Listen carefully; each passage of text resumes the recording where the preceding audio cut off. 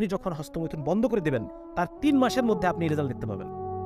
হ্যাঁ, শুধু 3 মাস না, 3 মাস আমি খুব বেশি বলে ফেললাম। আপনি উইদিন 15 ডেজ, 15 দিনের মধ্যে আপনি টের পাবেন যে আপনি ইউর সামথিং। আপনি প্রত্যেক জায়গায় নিজেকে খুঁজে পাবেন, নিজের ভ্যালু খুঁজে পাবেন। হ্যাঁ, নিজের যে যোগ্যতা, এই যে জীবনের সুখ কোথায়?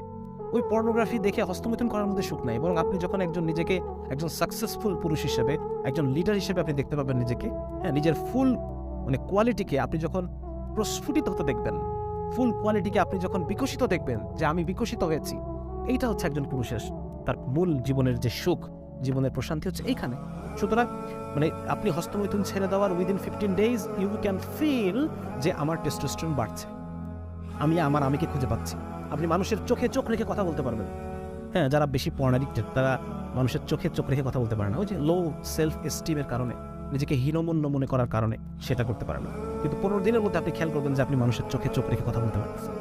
হ্যাঁ, এটা একটা বিরাট একটা বিষয়। তো যার কারণে আমি এই রিসার্চটা উল্লেখ করলাম। আরেকটা রিসার্চ যেখানে আছে 2009 সালে একজন ইটালিয়ান রিসার্চার, ওনারা ইউনিভার্সিটি অফ নটিংহ্যাম, ওনারা রিসার্চ করেছিলেন 840 জন ব্রিটিশ পুরুষের উপরে তারা এই গবেষণাটা করেছিলেন।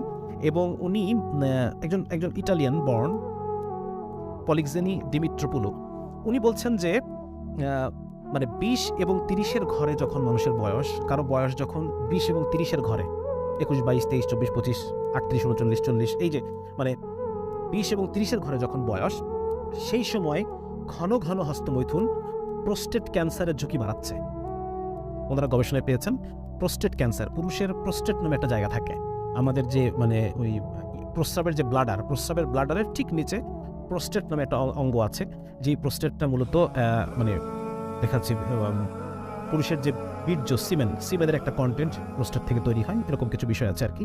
তো ওইখানে ক্যান্সার হয়, ওখানে ক্যান্সার হয়, এবং এই ক্যান্সারের ঝুঁকি বাড়ে ঘন ঘন হস্তমৈথুন করলে 20-30-এর ঘরে যাদের বয়স তাদের ক্ষেত্রে, এবং 20-এর ঘরে যাদের বয়স 21, 22, 23, 24, এই 20-এর ঘরে যাদের বয়স, তারা যদি সপ্তাহে 2 বার, দেখেন খেয়াল করে দেখেন, সপ্তাহে 2 থেকে 7 বার, সপ্তাহে 2 থেকে 7 বার যারা হস্তমৈথুন করে এই বয়সে, 20-এর ঘরের বয়সে, তাদের প্রোস্টেট ক্যান্সারের রিস্ক 79%, 79% রিস্ক।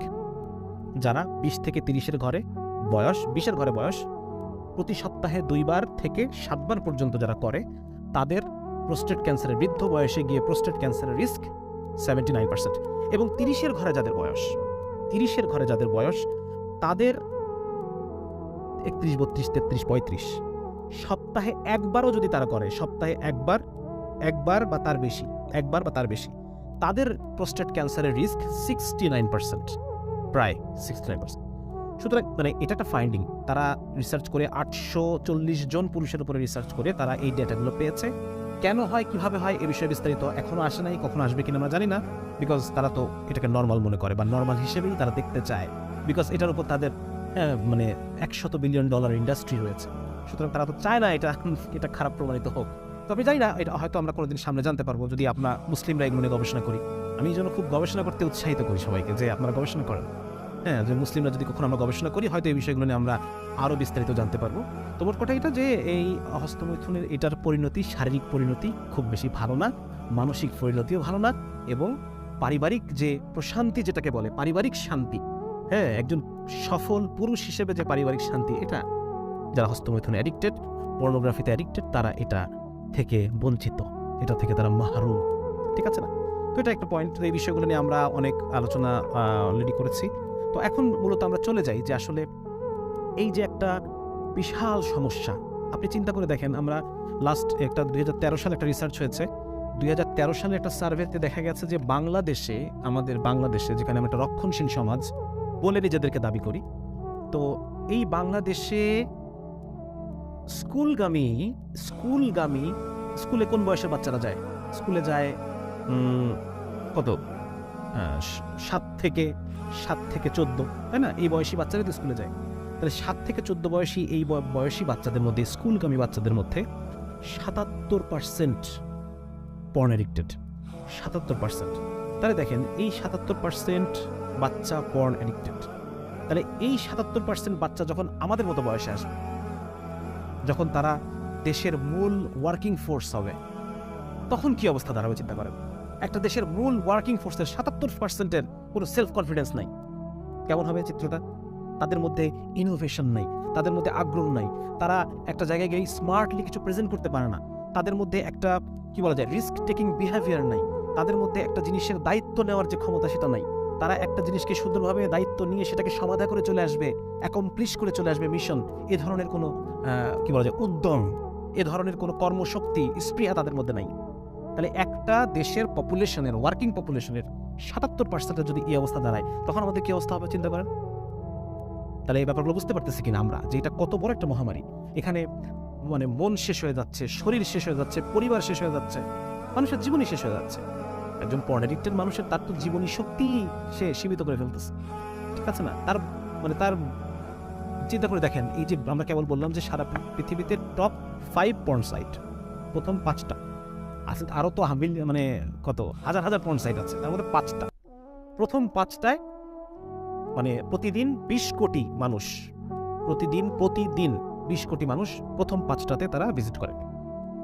তাহলে চিন্তা করে দেখেন যে মানে কত আওয়ার, কত ঘন্টা নষ্ট হচ্ছে, কত ঘন্টা। মানে ধরেন আমি একজন মানুষ 1 ঘন্টা কাজ করলাম, একজন মানুষ 1 ঘন্টা, 30 জন মানুষ কতক্ষণ কাজ করলো? 1 ঘন্টায় কাজ করলো, তাই না?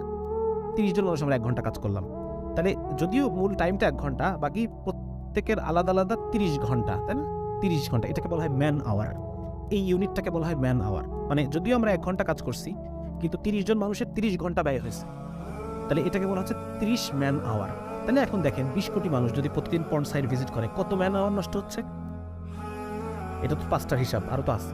তো যাই হোক, এটা হচ্ছে মানে মূল আলোচনা ছিল এগুলো, যে আসলে এই যে একটা সময় নষ্ট, জীবন নষ্ট, সবকিছুই নষ্ট, তো এইটার থেকে বের হইতে হবে আমাদেরকে, ঠিক না? এখন বের হতে হবে, এটাই হচ্ছে মূল কথা। আমরা যারা এখানে আছি, আমাদের মধ্যে আপনারা যারা বর্তমানে পডকাস্ট শুনেছেন বা আজকে আমার কথা যারা শুনতেছেন, আমরা তো এটা সবাই বুঝতে পারছি যে এটা একটা খারাপ জিনিস, যে অ্যাডিক্টেড সেও বুঝতে পারছে এটা খারাপ জিনিস, কিন্তু এটার থেকে বের হতে হবে, এবং বের হওয়ার কোনো পথ আমরা পাচ্ছি না, বারবার বারবার আমরা ফেল করছি, ঠিক না? মূল তো সমস্যা এটাই। এখান থেকে উঠে তো আসতে চাই সবাই, কিন্তু আমি বারবার ব্যর্থ হচ্ছি, পয়েন্ট হচ্ছে এটা। তাহলে এই বিষয় নিয়ে আমরা এখন সামনের আলোচনা আমরা এটা নিয়ে আগাবো ইনশাআল্লাহ তাআলা। তো আমাদের যেটা দরকার এখন সেটা হচ্ছে সমাধান প্রয়োজন, ঠিক না? এটা অনেকেই ইনবক্সে আমাকে জানিয়েছেন, সেই সাথে সামনাসামনি দেখা করেও কিছু ভাই আমাকে কথা বলেছেন যে ভাইয়া অনেক চেষ্টা করছি, বারবার চেষ্টা করছি, বারবার চেষ্টা করি, বারবার পরে মানে ফল করছি, শয়তানের ধোকায় পড়ে আবার চেষ্টা করি, আবার ফল করি, বলতে বলতে সিম্পলি আমার সামনে তারা কেঁদে দিয়েছেন। হ্যাঁ, এবং মানে এটা থেকে এই উঠে আসার আকুতি, এটা সবার, প্রত্যেকটা মানে মুসলিমের প্রত্যেকটা মানুষের এখান থেকে উঠে আসার আকুতি। কারণ এটা তো আসলে যতই আপনি মনে করেন যে এটা আপনি এনজয় করছেন, আসলে এটা এক ধরনের বন্দিত্ব, এটা বিনোদন না, এটা একটা এক ধরনের মানে আপনি বন্দী পর্নোগ্রাফির কাছে, আপনি পর্নোগ্রাফির দাস। হ্যাঁ, আপনি মানে এখান থেকে মানে ছুটতে চাচ্ছেন, কিন্তু আপনি এই শিকল থেকে আপনার মুক্তি নেই। তো যার